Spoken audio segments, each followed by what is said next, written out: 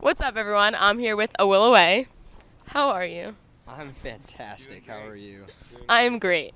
Would you like to introduce yourself, say your name and your instrument? Sure. I'm Matt. I play guitar and sing. I'm Colin. I play guitar and sing. My name is Sean. I play the drums. So, contrary to popular belief by the entire pop-punk world, you are not from the state of New Jersey. You are from Connecticut. So, can you tell the story of how you got involved with all of these bands from the Mayflower Collective? Yeah, we found some internet forum postings that people thought we were from New Jersey, which is like fairly understandable because like we have much better shows and much bigger crowds down here than we do in our home state. And I guess a lot of that is because when we decided to stop playing in the Connecticut music scene and we started migrating outside of our home state and our home scene, we started just playing with these other bands, and a lot of the bands that we became super close with were the Mayflower bands when we were playing in New Jersey. That's about it. Yeah. We met on your marks and Crosstown Train about a year. Yeah, like probably actually like a year and like 2 months ago. We played a college show with them at Ramapo, and then after that we kind of like started getting gigs together, and eventually we toured. We toured last winter, and that was really sick. So I mean that's kind of how we made our way down to New Jersey. I guess people think we're from here, but I mean we're playing here. Yeah, it's close to home. Yeah. So, you have kind of a different sound than a lot of the other bands in the collective. Where do you pull your influences from for the band as a whole and individually? That's heavy. That's a good question. We listen to everything. Like I think that our like primary common interests together are like classic rock as a bass line, and then like you've got a lot of like 90s rock as another bass line, and a lot of early 2000s rock as another bass line, and like on top of that, we listen to a lot of modern bands, but the ones that we're like super into now are obviously like the ones that are slightly more of the rock and roll oriented, less punk oriented.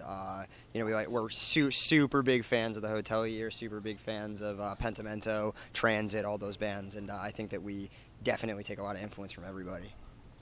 Yeah, I mean I've been listening to like pop rock since I was a kid. I like Third Eye Blind a lot. That's a lot in there. I've been jamming Frank Turner a lot lately. He's definitely a big influence. I don't know. Yeah, we're a Transit ripoff band. No, we're not. What do you like, Sean? What do I like? I like a lot of Mayday Parade, You and Me at 6, just basically like, just rock and roll, a little bit of metal. Yeah. That's my answer. Yeah.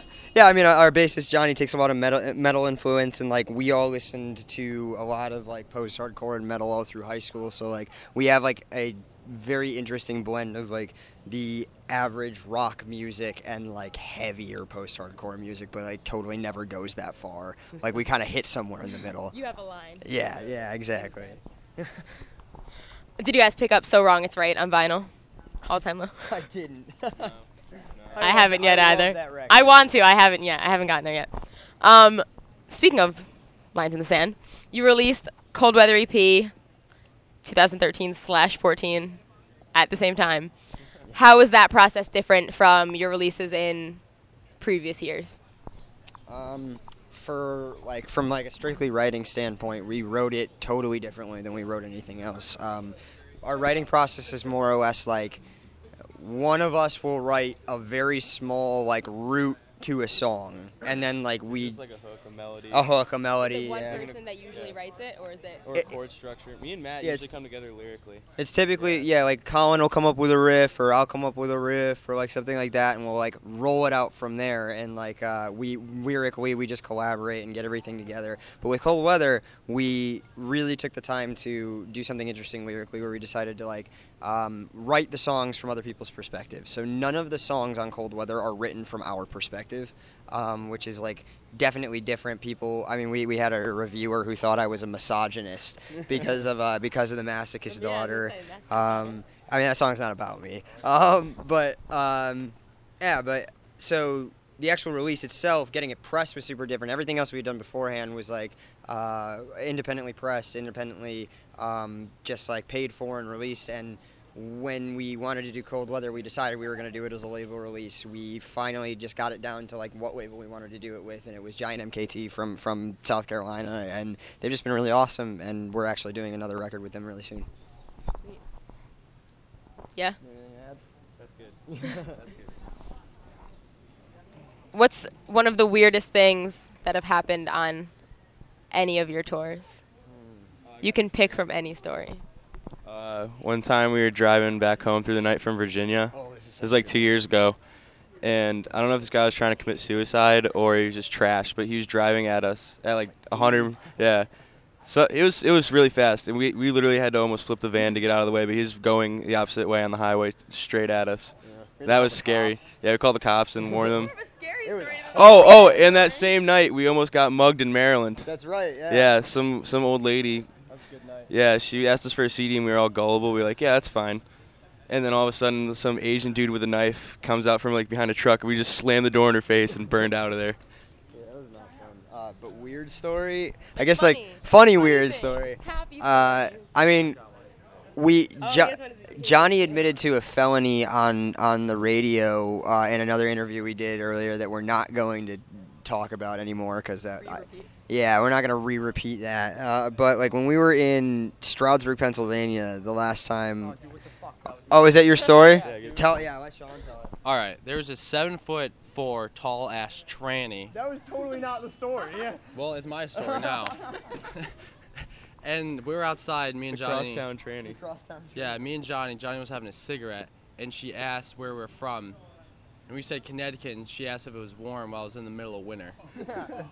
She was really. I mean, that lady was really strange for like reasons that had that guy for reasons that had nothing to do with the fact that he was a tranny. Like that was just he was a really strange person. But yeah, the last time we were in Stroudsburg, I don't want to say that we got wasted. I want to say that Conch got wasted from Crosstown Train and just like woke up and pissed all over the floor and on top of Freddie from On Your Marks. I feel like I'm supposed to ask you about something. I don't have my phone on me. It's a bit, yeah. Our bassist pisses on the floor too pretty frequently when he gets drunk. Like a cat, or no, actually he's a Labrador, so it's like a dog. You can actually like tell him to sit, and he'll sit. Oh, it's so funny. It's so unbelievable. well. I mean, like, Color goes a long way.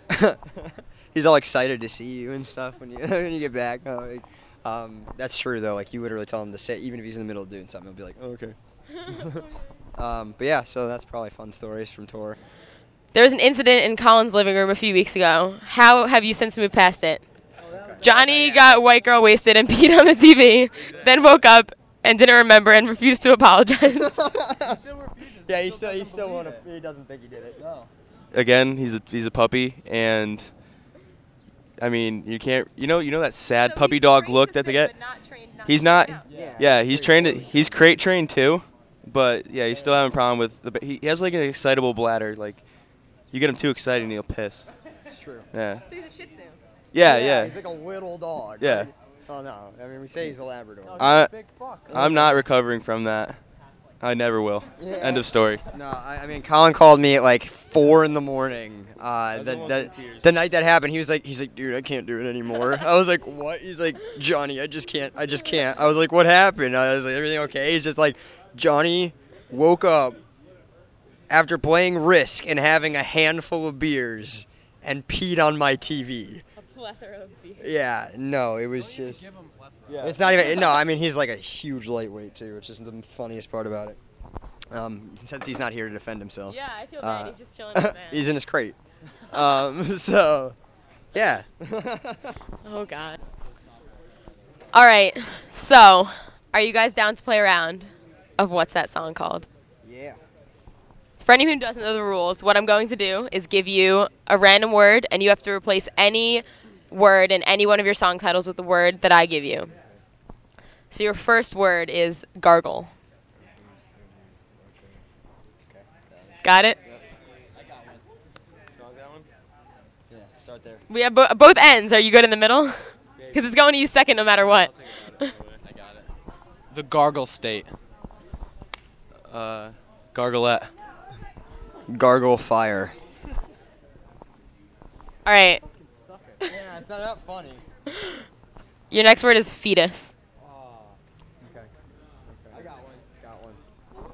Don't do it. The fetus daughter. Damn it. God. The fetus's daughter. Makes a lot of sense. Wait, is it plural feti? Lines in the fetus.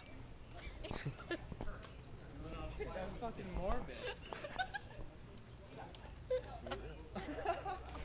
He's like totally calm about it too. Stay young, stay a fetus. We'll accept the added A. It had to be done. All right.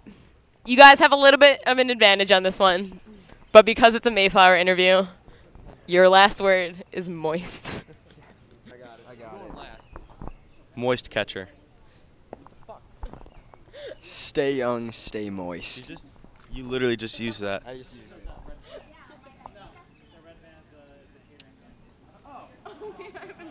Really?